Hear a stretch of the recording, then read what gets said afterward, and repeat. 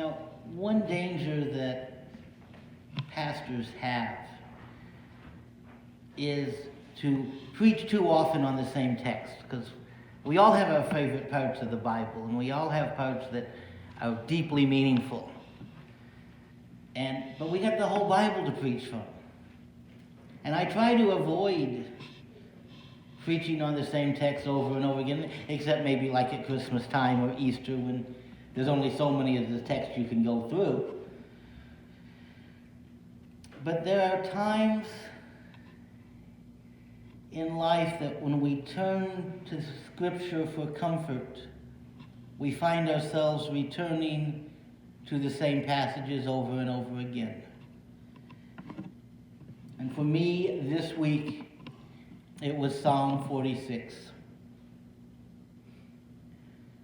God is our refuge and strength, an ever-present help in trouble. Therefore, we will not fear, though the earth give way and the mountains fall into the heart of the sea, though its waters roar and foam, and the mountains quake with their surging. There is a river whose streams make glad the city of God, the holy place where the Most High dwells. God is within her. She will not fall. God will help her at break of day. Nations are in uproar. Kingdoms fall. He lifts his voice. The earth melts. The Lord Almighty is with us. The God of Jacob is our fortress. Come and see the works of the Lord, the desolations he has brought on the earth. He makes wars to cease to the ends of the earth. He breaks the bow and shatters the spear. He burns the shields with fire. Be still and know that I am God. I will be exalted among the nations. I will be exalted in the earth. The Lord Almighty is with us. The God of Jacob is our fortress.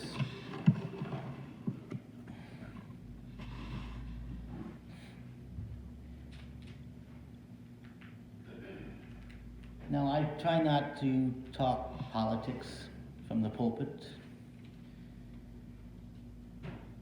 But Wednesday, I witnessed something that I don't think any of us ever thought we would see. At least not in our country.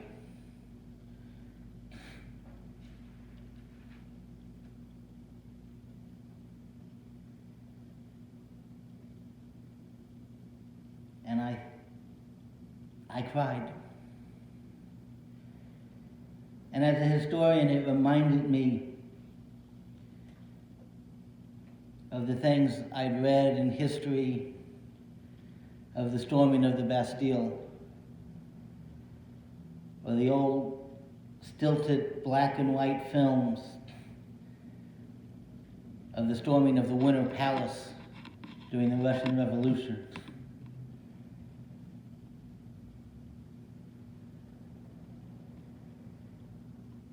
A mob of Americans turning to violence to try to stop our democracy from functioning.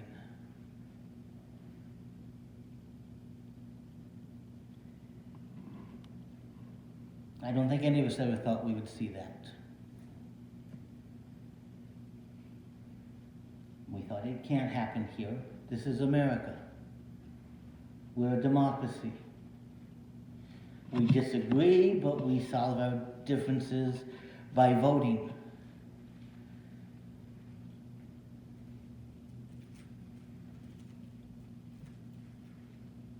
Winston Churchill once said, "Democracy is the worst form of government, except for all of the others." It's not perfect. It doesn't always work. It's messy. For 244 years in this country, we have been blessed with a peaceful transfer of power between administrations. Whether it was Federalists to Democrat Republicans to Whigs to Democrats to Republicans, back and forth. That's been a hallmark of America, that when we change administrations, it's not violence.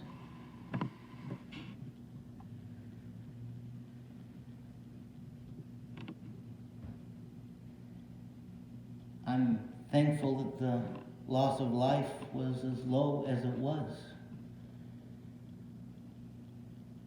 because the potential for it to have been much worse was there. When you show up to a protest with a van full of Molotov cocktails, you're probably not intending to remain peaceful.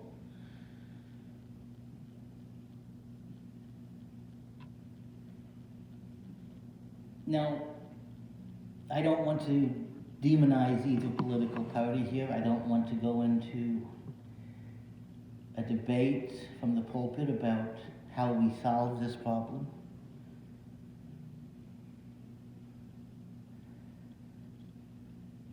Instead, I want to point out that something we took for granted as Americans, we can no longer take for granted.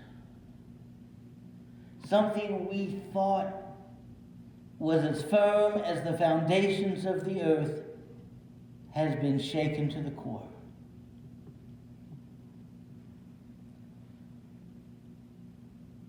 And while it saddens me, I should not be surprised at it.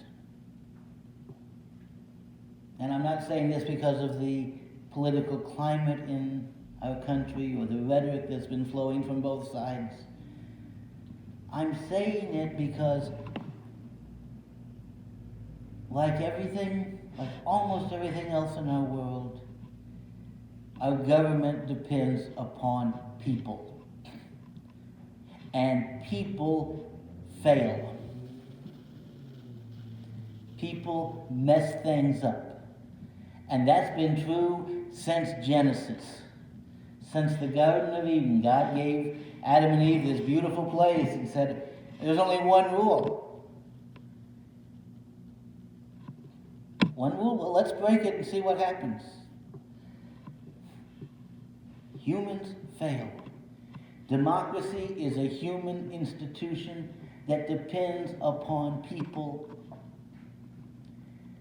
and it will fail.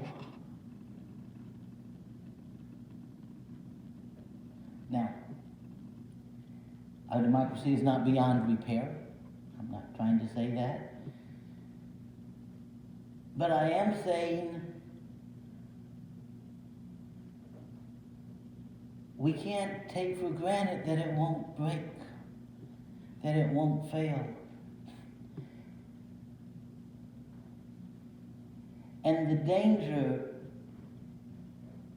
that we face as Americans is when we put our trust in things that cannot last, things that are built in such a way that failure is eventually going to happen.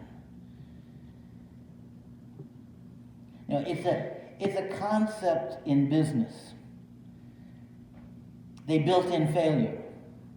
Now, they do this so they can keep selling things.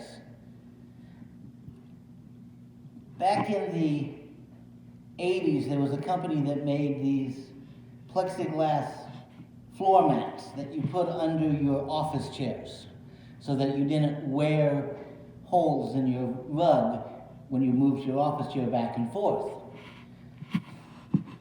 The company was booming. Business was great for about 5 years. And then suddenly it crashed for them. Why? Because every company had already bought the product. And they didn't wear out.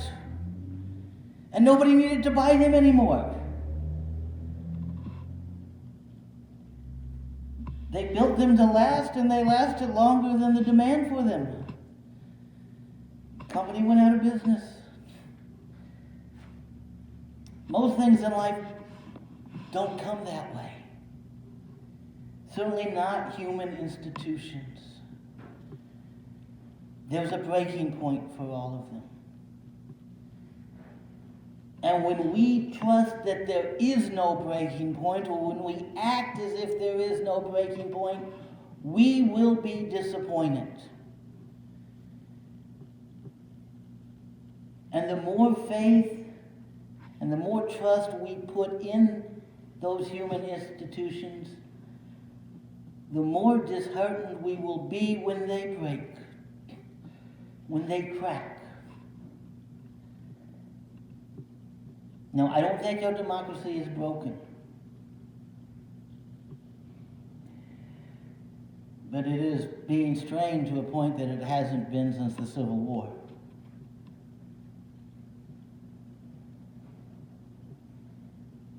And I wish I could stand up here today and tell you, be calm, our democracy is strong enough to handle whatever is thrown at it.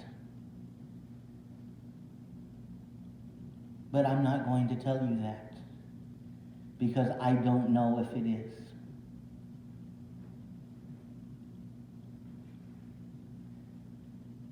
But we have good news.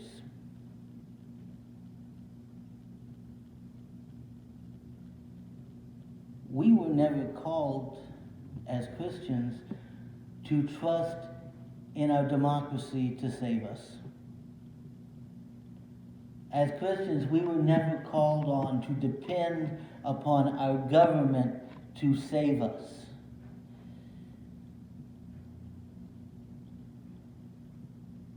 We were called to depend upon the one thing that we have that will never fail us. And that is the love and power of God.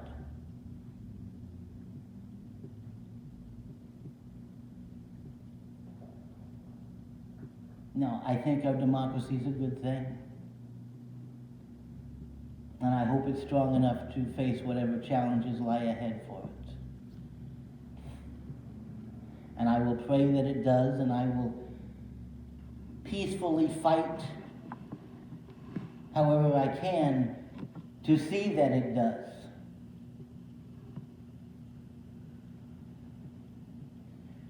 But I will not depend upon it surviving. I will instead depend upon God, my refuge and strength, and ever-present help in time of trouble.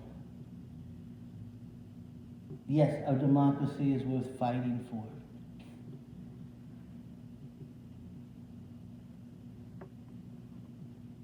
But it is human.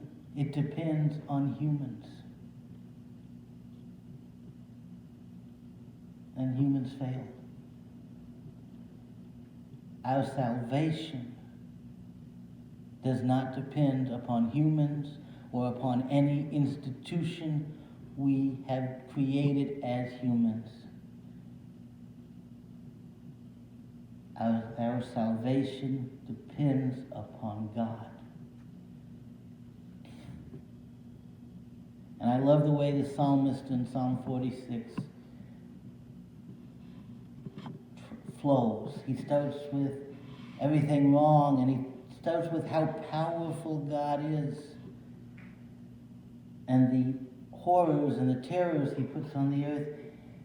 But then he goes, in the words of God, be still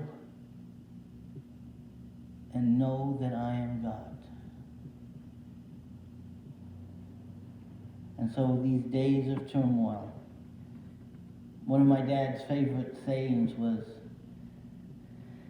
that there's an old Chinese curse, may you live in interesting times. Well, we certainly do.